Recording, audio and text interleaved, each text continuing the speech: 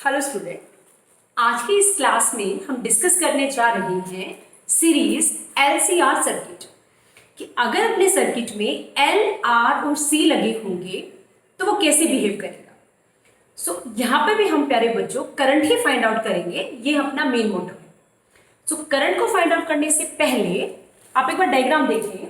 ये अपने पास है सर्किट डायग्राम और ये हमारे पास है अप्लाइड, जो हमने एसी सोर्स लगा रखा है।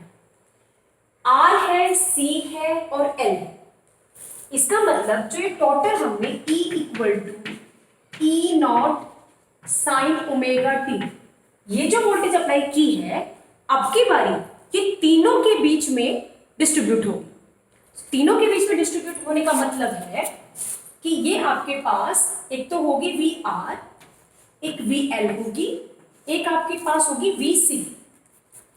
VR आपके पास होती है IR,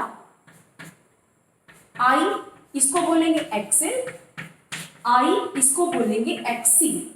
means voltage drop across register, voltage drop across inductor, voltage drop across capacitor. Right.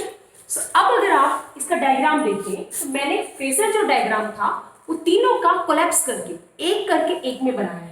मैं आपको थोड़ा सा समझाती हूँ बेटा जी कि ये डायग्राम कैसे बना है। ठीक है, इस डायग्राम के ऊपर ये जो आपके पास है ये है VR फर्स्ट केस में। ये जो लाइन है ये आपकी 90 डिग्री से VC को रिप्रेजेंट कर रही है, ये वाली लाइन आपकी VL को रिप्रेजेंट कर रही है। उसके बाद जितना VC था उसको अबव साइड करके VL माइनस VC लिख दिया गया है। आपको थोड़ा सा शायद ये डायग्राम कॉम्प्लिकेट लग रहा हो, सो मैं इस डायग्राम को आपको दोबारा लास्ट में वीडियो की दोबारा बना के दिखाऊंगी अपोजिट सेंस में। मतलब ये वाला जो सर्किट डायग्राम बनाया है मैंने फेजर, ये मैंने कब के लिए बनाया है कि सर्किट के अंदर अगर आपका इंडक्टर डोमिनेट कर रहा है सो उस टाइम पे जब सर्किट में कैपेसिटर करेगा तो मैं सेम डायग्राम को दोबारा आपके लिए बना के दिखाऊंगी वीडियो के लास्ट में। So let us start. अभी हम एक आपकी थ्योरम होती है पाइथागोरस थ्योरम, वो इस डायग्राम पे अप्लाई करेंगे। ये डायग्राम में आपको मैं थोड़ा सा समझाती हूँ, आई थिंक आपको ये थोड़ा पजलिंग लग रहा होगा। एक साइड आपको ये VR दिख रही होगी, आप थोड़ा ध्यान से देखा डायग्राम में बेटा, मिलेगा आपको, ऐसी प्रॉब्लम नहीं है कि आपको बिल्कुल भी क्लियर ना हो। और एक ये साइड, जो ये साइड आपके पास है ये VL माइनस VC है, ये आपके पास है E। ठीक है, सपोज ये आपके पास कोई एंगल है फाई, तो एंगल के सामने वाला परपेंडिकुलर, ये आपके पास बेस, मतलब जो ये VR है आप ये मान के चले कि ये जो साइड आपके पास है ये आपको VR गिवन है, ये साइड आपके पास है ये आपके पास VL माइनस V गिवन है, और जो ये साइड है ये आपके पास है E। अब आपको शायद थोड़ा सा वो डायग्राम सिंपल लगेगा, मैं फिर भी डायग्राम में आपको बताती हूँ कि कौन सा पॉइंट कहाँ पे है ताकि आपको कंफ्यूजन ना हो। देखो ये VR वाला पार्ट है, ये आपका ये वाली साइड है VC माइनस VL, क्योंकि मैंने एक पैरेललोग्राम बनाई है तो जितना ये है उतना ही आपका ये है, ये वाला। तो ये आपका VL माइनस VC है तो ये भी VL माइनस VC ही होगा। ये वाला जो E पार्ट है वो आपका है ये वाला E पार्ट। सो हमें ये एंगल फाई है, इस वाले ट्रायंगल के अंदर हमें पाइथागोरस का रूल अप्लाई करना है और वहां से E की वैल्यू निकालनी है। आई थिंक आपको थोड़ा थोड़ा क्लियर है, आपको पूरा हो जाएगा लेक्चर के लास्ट तक। अगर आप अप्लाई करते हैं तो उसके अकॉर्डिंग एक रूल होता है हाइपोटेन्यूज का स्क्वायर। इस ट्रायंगल के अंदर E आपका हाइपोटेन्यूज है, VL माइनस VC परपेंडिकुलर है और VR आपका बेस है। तो पाइथागोरस थ्योरम क्या कहती है आपकी, जैसे E नॉट का जो आपका स्क्वायर है this equal to VR square plus VL minus VC, इसका स्क्वायर। अब अगर इसकी वैल्यू पुट करें VR वगैरह की तो आपके पास क्या आएगा, I not R square plus not I XL minus I XC, इसका होल स्क्वायर, और इधर क्या है आपके पास E का स्क्वायर। अगर आप यहां से I और यहां से I स्क्वायर कॉमन लें तो आपके पास क्या आ जाएगा, I square into R square plus XL minus XC, इसका होल स्क्वायर E। अब अगर आप इसमें स्क्वायर रूट ले दोनों साइड तो क्या होगा आपके पास E equal to I under the root R square plus XL minus XC, इसका स्क्वायर, ये आ जाएगा आपके पास। नेक्स्ट स्टेप में अगर आपको जस्ट आई निकालना है, क्योंकि मैंने आपको स्टार्टिंग में बोला था इस टॉपिक में हम करंट निकालना चाहते हैं, तो आई अगर निकालेंगे तो क्या प्यारे बच्चों हम उसको E अपॉन में, यहाँ पे आई के पूरा मल्टीप्लाई में नीचे जाके क्या हो जाएगा डिवाइड में, इसको क्या लिख सकते हैं R square plus XL minus XC का square. In this manner we can find out the current of this circuit. So हमने इस सर्किट में अपना करंट निकाल लिया। अब अगर आप इसको ओम्स लॉ से कंपेयर करें तो ओम्स लॉ क्या होता था अपने पास, V equal to I R then I equal to V by R. थोड़ा इससे कंपेयर करो, I है, I अपने पास है, यहाँ पे V होता है, यहाँ पे हमने E ले रखा है, यहाँ पे रजिस्टर था क्योंकि सिर्फ रजिस्टर होता था, लेकिन यहाँ पे हमने सर्किट में तीनों चीजें लगा रखी हैं, रजिस्टर, इंडक्टर, कैपेसिटर, तो हम तीनों को लिखेंगे। तो मैंने आपको बताया था ना अपने प्रीवियस लेक्चर में कि एक सिंबल होता है Z होता है इंपीडेंस।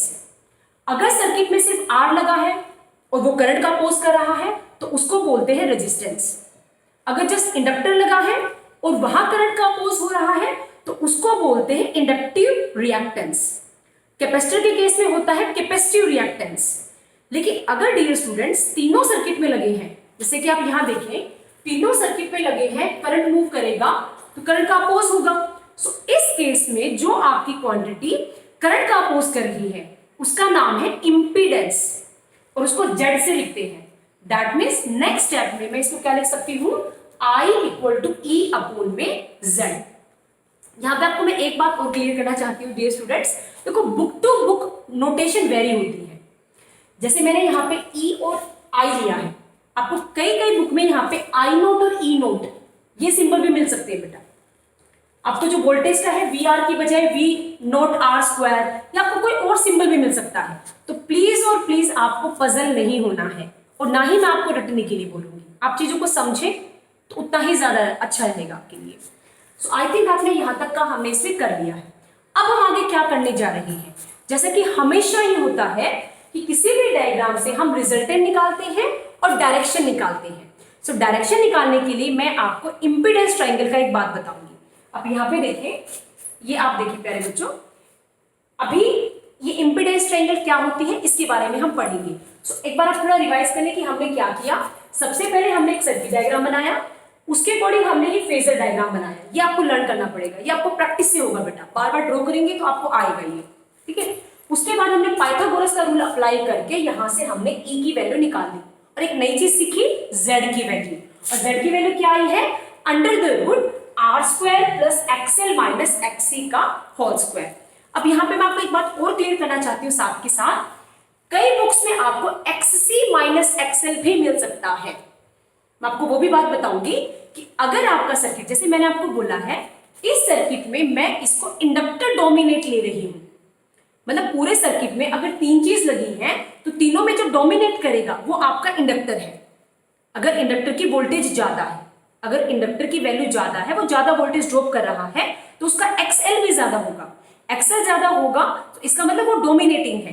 तो आपको यहाँ पे रिलेशन में एक्सएल माइनस एक्सएल लिखना है और ये जो डायग्राम है आपका ये यहां बनेगा। सेकेंड इसके सिमिलर अगर आप कैपेसिटर को डोमिनेट दिखाते हैं, सो कैपेसिटर को डोमिनेट दिखाएंगे तो आपका यहाँ पे एक्सप्रेशन में जहां जहां आपने एक्सएल लिखा है वहां वहां आप एक्ससी लिखेंगे, मीन्स आपका एक्ससी माइनस एक्सएल होगा। और ये फेजर डायग्राम यहां ना बन के प्यारे बच्चे यहां बनेगा, यहाँ पे, वो मैं आपको भी बना के दिखाऊंगी कैसे बनेगा वो, ठीक है। तो अभी हम थोड़ा इसको आगे करते हैं।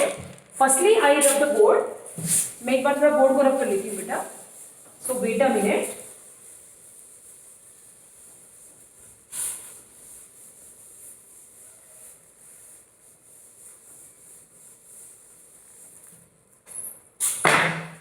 ओके,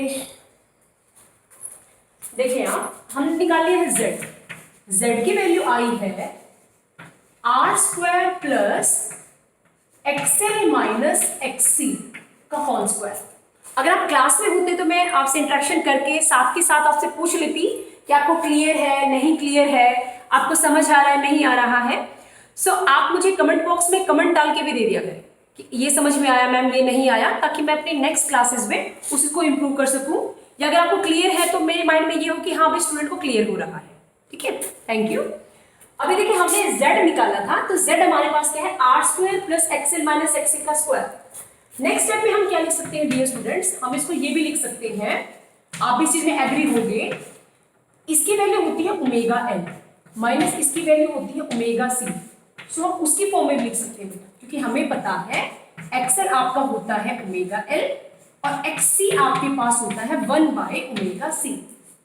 ठीक है, अब बात करेंगे मैं इंपीडेंस ट्रायंगल की। Yes, impedance triangle. Impedance triangle में क्या होता है, सपोज ये आपके पास बेस आर है, ये वाला पार्ट एक्सएल माइनस एक्ससी है, तो इसका जो रिजल्टेंट है वो जेड होगा।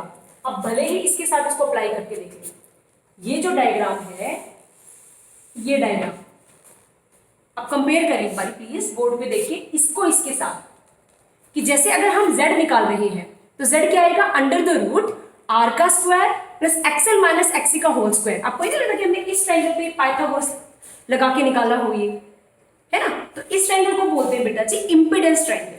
अब इस इंपीडेंस ट्रायंगल की हेल्प से हम क्या करेंगे, हम डायरेक्शन निकालेंगे कि रिजल्टेंट की डायरेक्शन क्या होगी। सो जब भी कभी आपको डायरेक्शन की बात आए, आप एक हमेशा बात लर्न करना, हमेशा क्या निकाला जाता है, टेंजेंट थीटा निकाला जाता है, हमेशा, ऑलवेज टेंजेंट। तो टेंजेंट जब आपका निकलता है तो उसके अकॉर्डिंग आपने एक क्लास में पढ़ा ना रूल, पंडित बद्री प्रसाद हर हर बोले, होते ना एक थ्योरम, पंडित बद्री प्रसाद हर हर बोले, सोना चांदी तोले। मतलब ये वैल्यू साइन की, ये कॉस की, टेंजेंट की। इसका मतलब टेंजेंट में हमें क्या चाहिए है, हमें परपेंडिकुलर बाय बेस चाहिए है। सो इस ट्रायंगल में परपेंडिकुलर क्या है, एंगल के सामने वाली साइड क्या होती है, परपेंडिकुलर। सो एक्सएल माइनस एक्ससी अपॉन में आर, सो ये आपको देगा रिजल्टेंट की डायरेक्शन। यहां पे आपको मैं एक बात और भी क्लियर करना चाहती हूं, एक होता है कॉस फाई। जैसे सपोज इसी ट्रायंगल से अगर आप कॉस थीटा निकालें, तो जैसे फाई है तो आप फाई निकालें,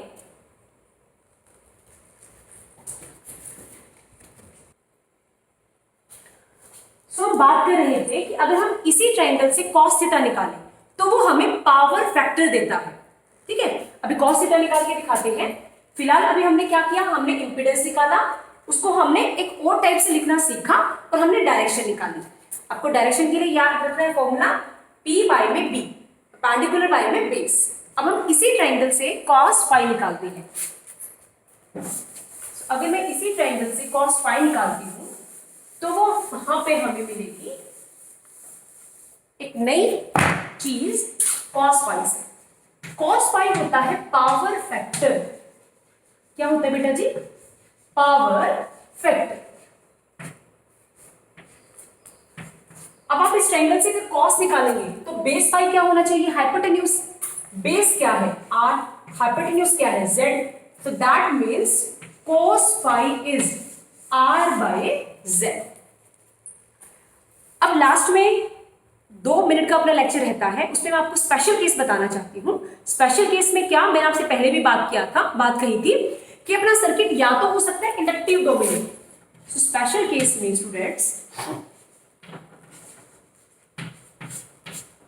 3 केस बन सकते हैं बेटा, या तो एक्सएल ज्यादा हो एक्ससी से, या आपका एक्ससी ज्यादा हो, या आई थिंक आपको नीचे तक क्लियर, ओके, या आपको एक्सएल एक्ससी के बराबर।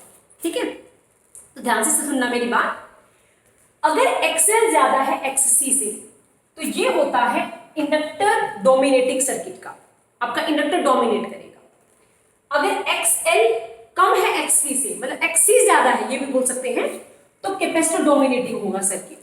लेकिन अगर दोनों इक्वल हैं, अगर दोनों इक्वल हैं तो उस टाइम पे जो सर्किट होगा वो प्योर आपका रेजिस्टिव होता है, क्योंकि आपको ध्यान है फॉर्मूला में एक्सएल माइनस एक्ससी है, तो दोनों क्या हो जाएंगे, कैंसिल, और कैंसिल होके Z आपका R के इक्वल आएगा, मतलब प्योर रेजिस्टिव सर्किट होगा। और उस टाइम पे इसे एक स्पेशल कंडीशन है जो मैं अपनी अगली क्लास में आपसे डिस्कस करूंगी बेटा। जो इस क्लास का पार्ट है, तो आगे के लिए कंटिन्यू करेंगे उसको।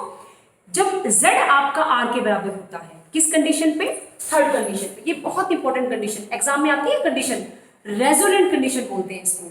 जब XL और XC बराबर हो जाए, हम सर्किट में एक ऐसा इंडक्टर या कैपेसिटर लगाएं जिसका इंडक्टिव रिएक्टेंस और कैपेसिटिव रिएक्टेंस इक्वल हो। सो XL माइनस XC से वो कैंसिल हो जाएगा। सो Z आपका R के इक्वल आएगा, मतलब प्योर रेजिस्टिव। उस टाइम पे सर्किट का रेजिस्टेंस कम होगा। अब रेजिस्टेंस कम तो करंट क्या होगा? ज्यादा।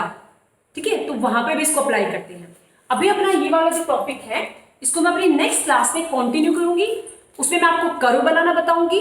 और मैंने आपसे प्रॉमिस किया था कि इसका जो सेकंड वाला है पार्ट, सेकंड मतलब ये तो इंडक्टिव डोमिनेटिंग है, कैपेसिटर डोमिनेटिंग कैसे बनेगा, वो वाला पार्ट मैं आपको वीडियो के उस पार्ट में डिस्कस करूंगी। सो आज की क्लास में इतना ही students. Thank you very much.